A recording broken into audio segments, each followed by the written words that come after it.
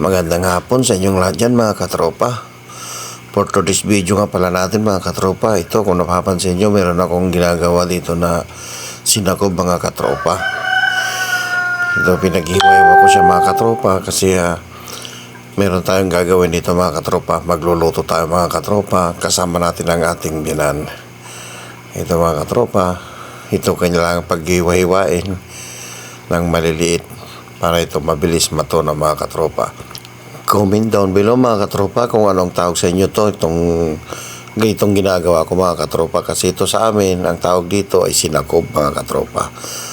Ayan mga katropa, ilalagay na natin doon sa kawali na may halong tubig mga katropa.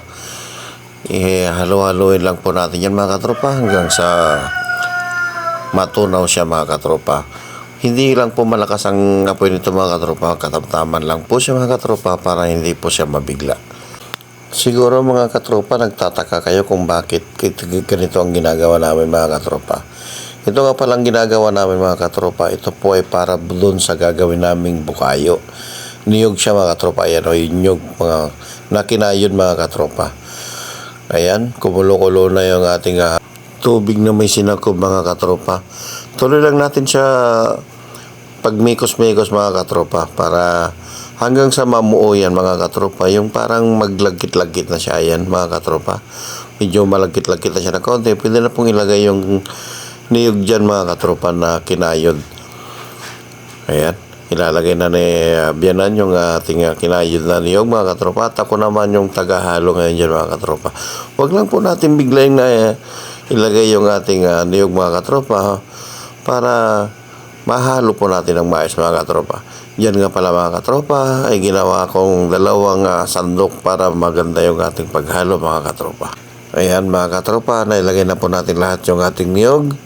Tuloy lang po natin sa pating pagpamikos-mikos mga katropa hanggang sa matuyuan ng gusto yan mga katropa.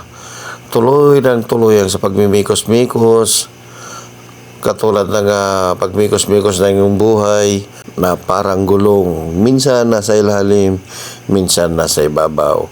Pero aminin naman natin, mas gusto natin ang nasa ibabaw, di ba mga katropa? Ayan, malapit na siyang maluto mga katropa. Si Bianan na pala ang tumitira dyan mga katropa. Tuloy lang sa mikos-mikos natin yan.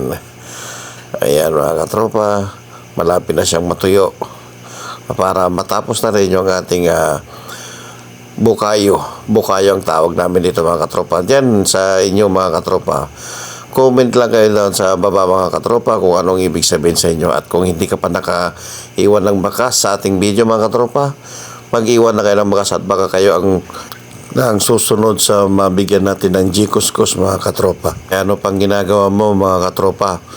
Mag-comment ka na sa baba, mag-react ka dyan at i-share mo yung ating video para updated ka sa ating gagawing mga video pa mga katropa. Ito mga katropa, malapit na tayong matapos.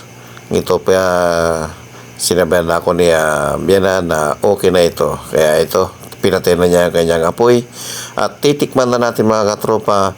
Hatulan na natin kung anong lasa mga katropa. Ito, ayan o. First bite natin mga katropa. Kasakmol ang sabi ni